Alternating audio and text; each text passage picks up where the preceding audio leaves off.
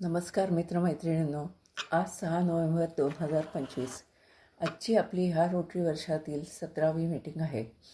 आज आपल्याकडे आल्या आहेत आपल्या डिस्ट्रिक्टच्या assistant governor Yogita Vaishampayan. Rotary प्रथेप्रमाणे आपल्या क्लबच्या 20 नोव्हेंबरला असणाऱ्या डिस्ट्रिक्ट गव्हर्नर व्हिजिटच्या आधीची ही असिस्टंट गव्हर्नर व्हिजिट आहे. आपल्या आजच्या ह्या सभेत योगिताताई आत्तापर्यंत झालेल्या आपल्या कामकाजाचा आढावा घेतील. 20 नोव्हेंबर 2025च्या गुरुवारी एका बहुरंगी, बहुढंगी, बहुआयामी व्यक्तिमत्वाची ओळख झाली. त्यांचे नाव आहे रोटेरियन दिलीप कुंभोजकर. हे रोटरी क्लब गांधी भवनचे चार्टर्ड मेंबर आहेत. 2006-2007 मध्ये ते क्लबचे प्रेसिडेंटही होते. रोटरीमधील त्यांचे कार्य हे खूपच वाखाणण्यासारखे आहे. या व्यतिरिक्त त्यांनी रोटरी संबंधी 2 इंग्लिश पुस्तकेही लिहिली आहेत. त्यांनी मराठीत सुद्धा पुस्तके लिहिली आहेत. व्यवसायाने ते एक सक्सेसफुल बिझनेसमन आहेत. आणखी त्यांनी बऱ्याच कंपन्यांचे अध्यक्षपद भूषवले आहे. पण आजचा त्यांचा बोलण्याचा विषय जरा आगळा वेगळा होता बरं का. ज्योतिषशास्त्र या विषयाला अनुसरून रोटरीचे राशीचक्र असा एक हलका फुलका रोटरीच्या सदस्यांवर असलेला हा विषय होता.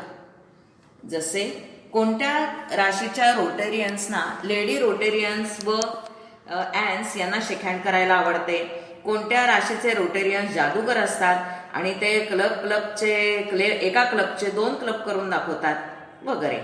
विषयाला सुरुवात करताना त्यांनी चंद्र राशीवर आपलं लक्ष केंद्रित केले होते.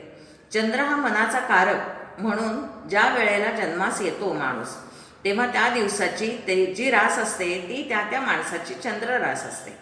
चंद्र हा माणसाच्या मनाचा कारक ग्रह आहे. चंद्र म्हणजे पाणी. चंद्र हा माणसाच्या मनावर अधिराज्य करतो. आपल्याला लहानपणापासूनच आपण त्याला मामा म्हणत आलेलो आहोत. स्त्रिया पण मोठ्या प्रेमाने चंद्राला भाऊबीजेला आणि कोजागिरीला ओवाळत असतात. असा हा चंद्र 12 राशीतनं प्रवेश करतो. आता प्रत्येक राशीचे 9 चरण आणि 27 नक्षत्रे यातून रोजच चंद्र भ्रमण करत असतो. आता चंद्राचा प्रभाव माणसाच्या व्यक्तिमत्वावर पडत असतो. 12 राशींच्या या तत्वांमध्ये 4 तत्वांमध्ये विभागल्या गेल्या आहेत आणि या तत्वांचा माणसाच्या व्यक्तिमत्वावर परिणाम होत असतो. अग्नितत्व मेष, सिंह आणि धनु, पृथ्वी तत्व वृषभ, कन्या, मकर, वायुतत्व मिथुन, तूळ, कुंभ, जलतत्व कर्क, वृश्चिक आणि मीन. ज्या रोटरी सदस्यांची रास मेष आहे त्यांचे व्यक्तिमत्व त्यांनी सांगितले. ही लोक अत्यंत कर्तव्यनिष्ठ आणि आपल्याच विचारात पक्की असतात. काम करण्याची त्यांची क्षमताही खूप असते.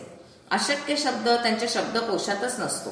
त्यामुळे हे रोटरीचे वर्ष त्यांच्यामुळे चांगलेच गाजते. दुसरी रास आहे वृषभ. ही रास या राशीचे प्रेसिडेंट आपल्या विचारावर ठाम असतात, मेहनती असतात, त्यांच्यात संयम खूप असतो. तिसरी रास आहे मिथुन. या मिथुन राशीमधली माणसं फोटोमध्ये सुद्धा आपला अधिक चांगला कुठे येईल बरं अशा पद्धतीने उभे असतात. ही माणसं TTMM करण्यात पटाईत असतात. तुझे पैसे तू द्यायचे, माझे पैसे मी देणार. आणि यांच्या कालावधीत क्लब नुसता हसता खेळता असतो. कर्क रास. या राशीची फर्स्ट लेडी आपला क्लब बांधून ठेवते. सिंह रास या राशीची प्रेसिडेंट हा कर्तृत्ववान असतो, थोडा अहमन्य असतो. कन्या रास या विचारांची लोक थोडी अविचारी असतात. दुसऱ्याच्या पैशाने व्यवहार करतात. त्यांना एकाचे 2 क्लब करायला काही वाटत नाही. तूळ रास. या तूळ राशीतले लोक समतोल विचारांची असतात. त्यांच्या कारकिर्दीत क्लबचे नाव होते. वृश्चिक राशीतली लोक एका क्लबचे 2 क्लब सुद्धा करू शकतात. धनुरास ही लोक द्विस्वभावाचे असतात. मकर रास मधली लोक यांना विलासात राहायला आवडते. फॉरगिव्ह आणि फॉरगेट अशी त्यांची वृत्ती असणारी ही माणसे सौम्य असतात आणि सामंजस्याने घेतात. कुंभ रासाची व्यक्ती जर प्रेसिडेंट असेल तर ती खूप कर्तृत्ववान असते. त्यांच्या वर्षात सुद्धा क्लब चांगले काम करून नाव कमवतो. मीन रास ही सर्वांना सामावून घेणारी रास आहे. खरंच रोटरी क्लब म्हणजे विविध व्यक्तिमत्वांची शाळाच आहे. इथे व्यक्तिमत्व सुधारतेही आणि आपल्याला घडवताही येते. असे हे रोटरीचे राशीचक्र कुंभोजकरांनी अत्यंत विनोदी आणि हलक्या फुलक्या पद्धतीने आपल्यापुढे सादर केले. त्यानंतर राधिकाच्या खुसखुशीत चारोळीप्रमाणे पोटाला फारसा त्रास न देणारा मेनूचा स्वाद घेत सभा समाप्त झाली. रिपोर्टची लेखिका रोटेरियन निलिमा दाते. स्पर्श परिसाचा यावर काहीतरी लिहा या रोटरी बुलेटिनच्या आवाहनाला प्रतिसाद म्हणून माझे मन विचार प्रवृत्त झाले. विश्वरचयिता परमेश्वर, आपल्याला या जगात आणणारे आणि आपल्याला लहानाचे मोठे करणारे आई वडील, संस्कार करणारे गुरुजन, कुटुंबीय, आधार देणारे मित्रमैत्रिणी, मग आयुष्याचा दुसरा टप्पा म्हणजे लग्न, नवीन नाती, नवीन सोबती, मुले, सुना, नातवंड, मुली, जावई, आपलं जीवन अर्थपूर्ण करणारी अनेक जण ही प्रत्येकाच्याच आयुष्यातील घडामोडी थोड्याफार कमी अधिक इतकेच. यातील परिसस्पर्श कशाला बरे म्हणता येईल. मी अंतर्मुख झाले व माझा आतला आवाज म्हणाला, अगं ही कोणी एक व्यक्ती नाही आहे. 5व्या वर्षी शिकलेले गीतेचे अध्याय मध्यंतरीच्या करिअर व सांसारिक जबाबदाऱ्या सांभाळताना विस्मृतीत गेलेले. वयाच्या 55व्या वर्षानंतर मला परत संधी मिळाली आणि 2 टप्प्यात गीतेचे 18 अध्याय म्हणायला शिकले व त्याचा अर्थ समजून घेण्याचा प्रयत्न केला. स्थितप्रज्ञाची लक्षणे कोणती असे अर्जुनाने विचारल्यावर दुसऱ्या अध्यायातच 55 ते 61 या श्लोकात श्रीकृष्णांनी जे विशद केले ते विलक्षण प्रभावी आहे. तसेच संयम नसल्यास क्रोध व त्याचे विपरीत परिणामही 61 ते 64 या श्लोकात नमूद केले आहे. आणि हे सर्व विवेचन संपवताना 18व्या अध्यायात भगवंत म्हणतात, हे पार्था, हे गुह्यतम ज्ञान जो श्रद्धेने अभ्यासेल व ग्रहण करेल तो निष्काम कर्म करण्यास प्रवृत्त होईल व माझ्यापर्यंत पोचेल. मला असं वाटतं की या अभ्यासाने काही वर्षापूर्वी मला माझ्यातील परिवर्तन जाणवू लागले. प्रतिकूल परिस्थितीत किंवा सर्व काही आपल्या मनासारखे नाही झाले तर किती चिडायचे मी व स्वतःला त्रास करून घ्यायचे पूर्वी. आता माझ्यातील स्वीकारभाव म्हणजेच ॲक्सेप्टन्स वाढला. देवाने संकटे दिली तशीच त्यातून मार्ग दाखवणारे, योग्य वेळी योग्य मदत करून शरीराचा तोल सांभाळणारे डॉक्टर्स व मदतनीसही दिले. या सगळ्यांचे ऋण मानण्याचे विचारधन मात्र मला गीतेने दिले.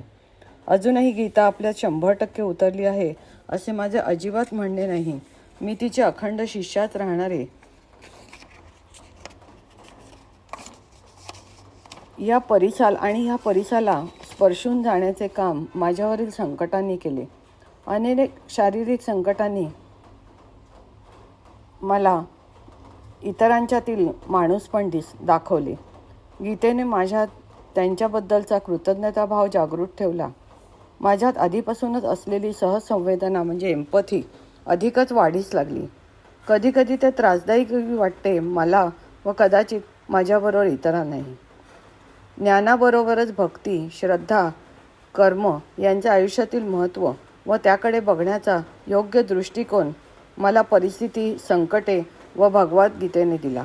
आणि त्यामुळेच आज छोट्या छोट्या गोष्टींचाही आनंद मी घेऊ शकते व वाट्याला येईल ते प्रतिकूलही स्वीकारू शकते असे मला वाटते.